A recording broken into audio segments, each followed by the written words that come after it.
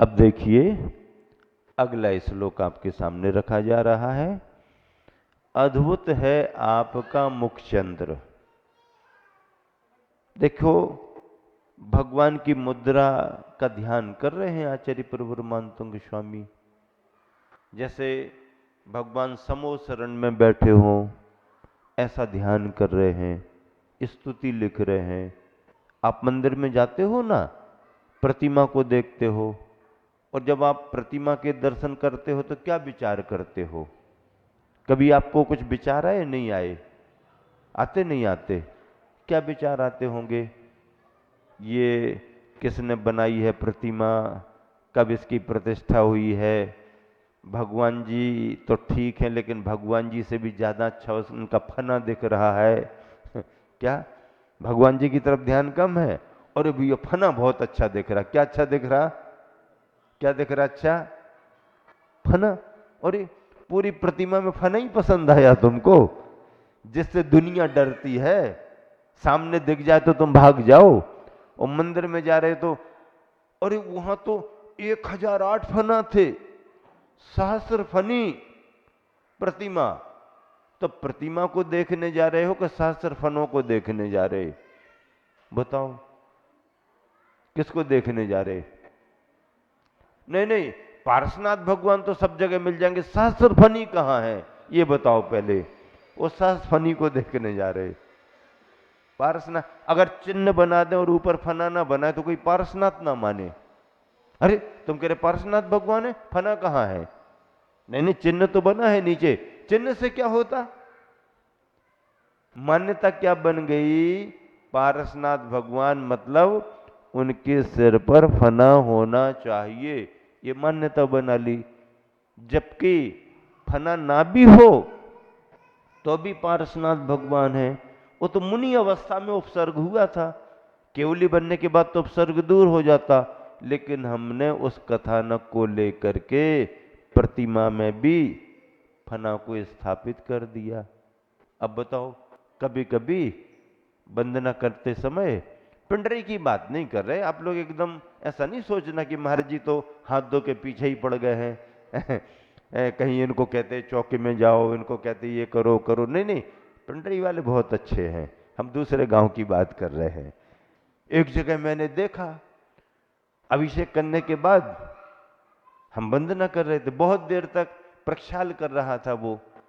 अब प्रक्षाल करने में मेरा बार बार ध्यान जा रहा कि वो नीचे प्रक्षाल कम कर रहा, फना फना का प्रक्षाल ज्यादा कर रहा। हाँ, क्या फना ही फना का? तो मुझसे रहा नहीं गया। हमने कहा भैया फना ही फना का प्रक्षाल कब तक करोगे, जरा नीचे भी तो प्रक्षाल करो भगवान जी का। हाँ हाँ महाराज जी नीचे भी कर रहे, नीचे भी कर रहे। तो एक भावना रहती है, पर उस भावना में भी अपन को वास्तविकता से मतलब दूर नहीं होना चाहिए। अगर आप मंदिर में भगवान के दर्शन करने गए हो तो क्या विचार करते हो बताओ? क्या विचार करते?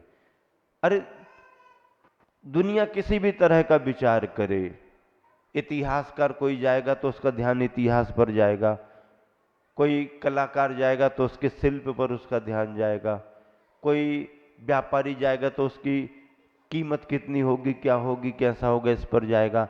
जो जिस नजरिए वाला होगा जाएगा। एक भक्त जा रहा है और भगवान के दर्शन कर रहा तो क्या सोचेगा? क्या सोचना चाहिए?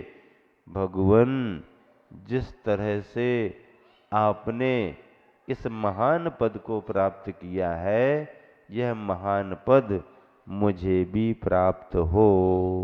क्या भावना भाना चाहिए? ऐसा पद मुझे भी प्राप्त हो। रोज रोज भावना भाव, भावना भाने से बन जाएंगे क्या? हाँ बनोगे तो भावना भाने से ही। लेकिन जब तुम्हारी भावना साधना में ढलेगी, जब तुम्हारी भावना तपस्या में आएगी, तभी उस पद को प्राप्त कर पाओगे। ऐसी भावना देखो। और मंदिर भगवान के दर्शन करने क्यों जाते हैं? ये तो बाहर के भगवान हैं, असली भगवान तो हमारे अंदर हैं, सबके अंदर हैं, है कि नहीं है? अरे जो सचमुच में भगवान बनेंगे वो तो हमारे अंदर है आत्मा। ये तो प्रतीकात्मक भगवान है ना, ये प्रतीकात्मक भगवान, ये तो पाषाण धातु के भगवान है। चेतन भगवान तो अपने अंदर है। लेकिन हम क्या सोच करके बार बार मंदिर जाते, और कब तक जाते रहें? भगवान के दर्शन करते करते जिस दिन तुम्हारे अंदर का सोया हुआ भगवान जाग जाए, तो समझो भगवान के दर्शन करना सफल हो गया। बाहर के भगवान के दर्शन हम अपने अंदर के भगवान को जगाने के लिए करते हैं।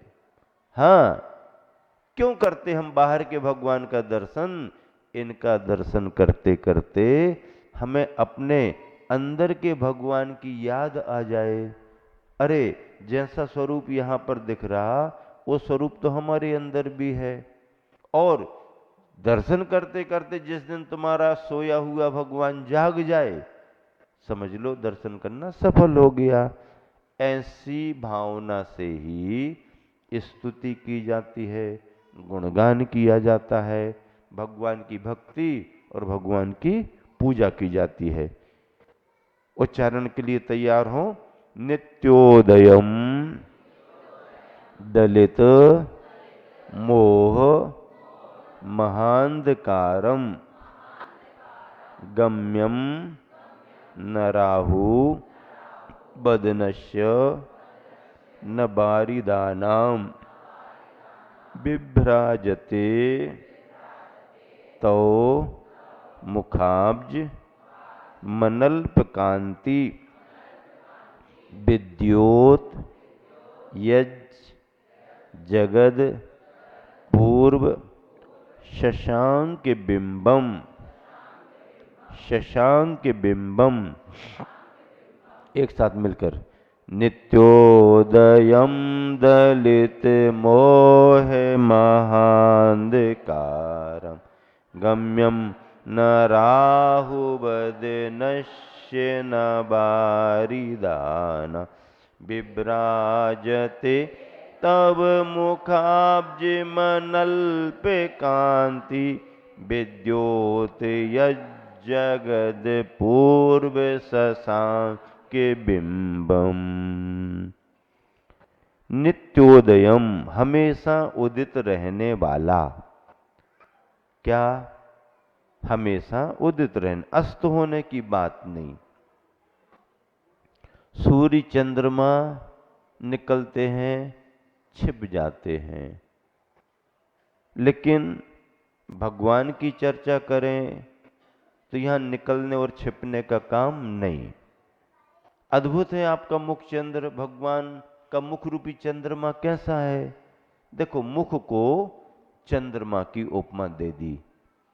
हमारे भगवान का मुख कैसा है? तो कह दिया चंद्रमा के समान। अब अगर चंद्रमा कहेंगे तो चंद्रमा के बारे में अपन को बहुत सारी बातें पता हैं कि चंद्रमा ऐसा भी होता है, ऐसा भी होता है, ये भी होता, वो भी होता, लेकिन वो सब नहीं है। फिर भी चंद्रमा है। कैसे? हमेशा उदित रहने वाला, मोह महांधकारम दलित, मोह रूपी महाअंधकार को नष्ट करने वाला भी है।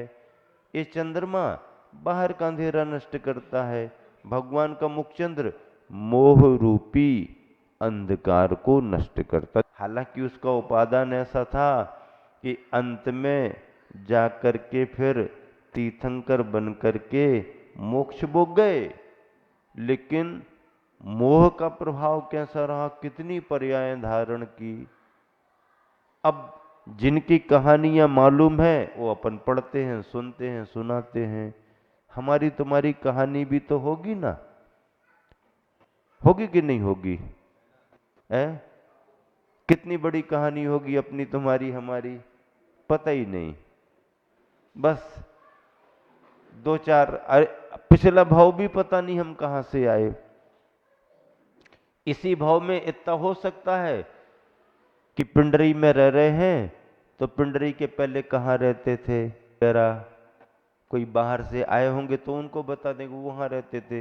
हो सकता और थोड़ा इतिहास मालूम हो गया, बब्बा जी वहां रहते थे और ऐसा ऐसा लिखा है 3-4 पीढ़ी पहले ये।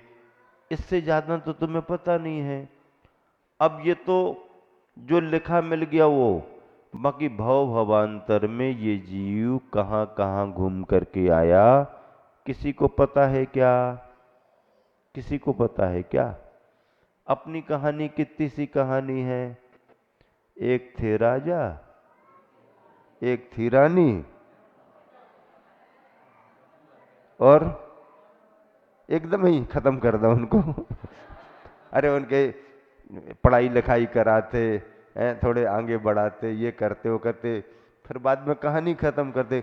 कहानी बिल्कुल एकदम छोटी कर दी। एक थे राजा, एक थी रानी, दोनों मर गए, खत्म कहानी, छुट्टी। तो ये कहानी किसकी है? सबकी है। अपने पास में थोड़ा सा ज्ञान है। देखो, अपन जैसे रास्ते पर चले जा रहे समझो, और कोई पन्ना पड़ा हुआ मिल जाए, आपकी नजर पड़ गई, आपने उठा लिया, उसमें कुछ लिखा था, आपने उसे पढ़ लिया, पीछे भी पढ़ लिया। अब उस पन्ने में दोनों तरफ जो पढ़ने में आपको मिला, उसमें आपका इंटरेस्ट जग गया। अरे अब वो क्या था?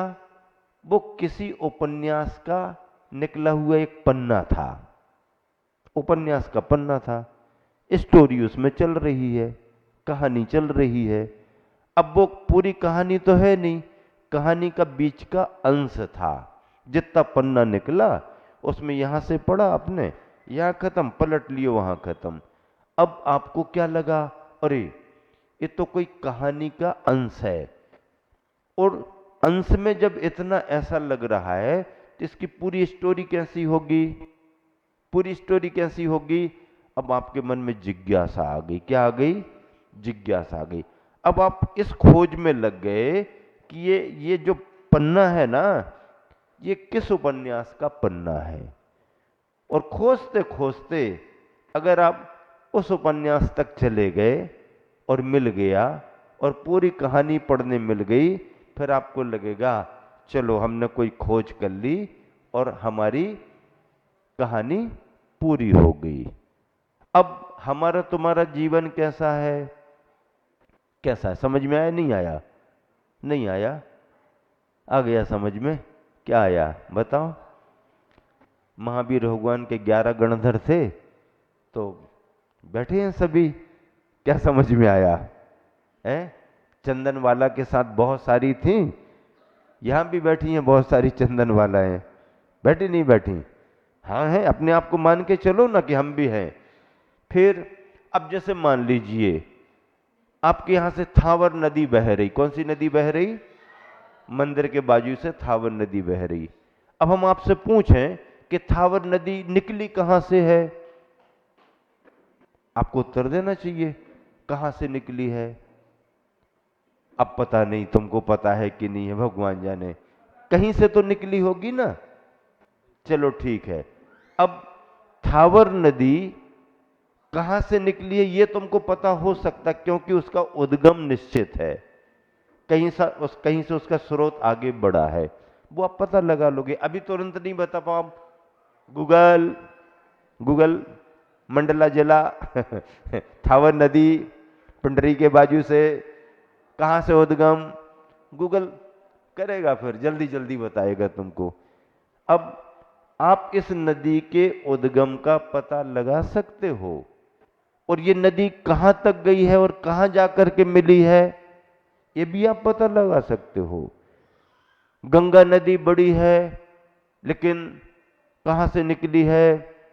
गंगोत्री से। कहां जाकर के समुद्र में मिली है? बंगाल की खाड़ी। ये आप पता लगा सकते हो कहां कहां से निकली। लेकिन हमारी तुम्हारी गंगोत्री क्या है?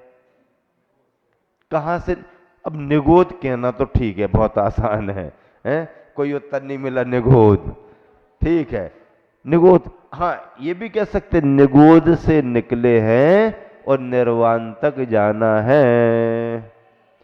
निगोद से लेकर निर्वाण तक की यात्रा हर संसारी प्राणी की यात्रा है, ठीक है ना।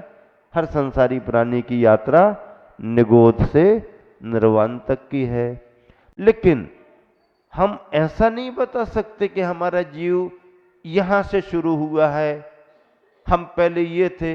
अब महावीर भगवान को अगर कहानी में पुरूरवा भील बता दिया तो पुरूरवा भील से हमने कहानी पकड़ ली, सागर सेन मुनि महाराज जी और पुरूरवा भील। लेकिन पुरूरवा भील के पहले महावीर भगवान का जीव नहीं था क्या?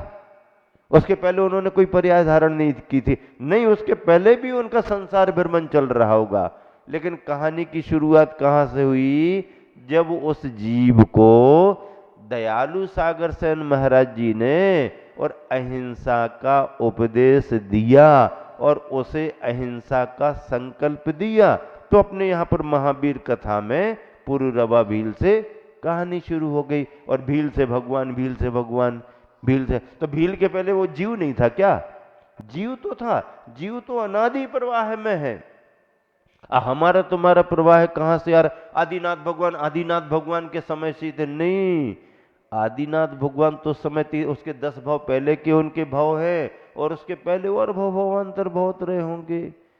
तो हमारी तुम्हारी कहानी जो है थोड़ी सी मालूम है, ज्यादा मालूम नहीं है? तास भ्रमण की है बहु कथा, पे कछु कही, पे कछु कहूं कही मुनि यथा। भ्रमण की कथा तो बहुत है, पर थोड़ी सी मैं कहता हूं जैसी मुनियों ने कही है। पंडित जी ने भी मुनियों को याद किया, आचार्यों को याद किया, जैसी महाराज जियों ने बताई उस कथा को हम थोड़ी सी बताते हैं।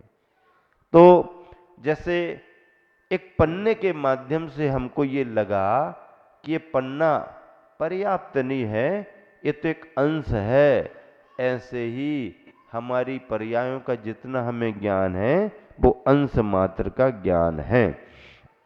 इस तरह से ये हो गया। हाँ, कांतिवर जग संसार को प्रकाश अपूर्व चंद्रमा। हे भगवान, आपका मुख कमल तो एक अद्भुत चंद्रमा के समान है जो सदा उदित रहता है, मोहांधकार का नाशक है और राहु के द्वारा गिसे जाने के अयोग्य है, त्रिभुवन प्रकाशी, मेघों के द्वारा न ढकने वाला तथा अत्यधिक कांति का धारक है। इस तरह से भगवान की स्तुति की गई है। भगवान की स्तुति करने का मतलब ये है कि हमारा मन शुभ भावों में लगा रहे। ये हमारे स्तुति भक्ति के शुभ भाव एक दिन हमको शुद्धता के भावों में ले जाएंगे। अशुभ से बचते हैं, अशुभ अशुभ विषय कसायों की चर्चा से बचते हैं। अपना मन पंच परमेष्टियों की, तीर्थंकरों की भक्ति में लगता है। और आचार्य प्रवर मानतुंग ने भी अशुभ कर्मों को टालने के लिए संकट के समय में भगवान की भक्ति का सहारा लिया। दोहा मिलकर के पढ़े सभी जन। नित्य उदित तम मोह हर, मेघ न राहु गम, सौम्य मुखाम्बुज चंद्र वह, जिसकी आभ अदम। आभा अदम में, जिसको रोका ना जा सके, ऐसा भगवान का मुख चंद्रमा है।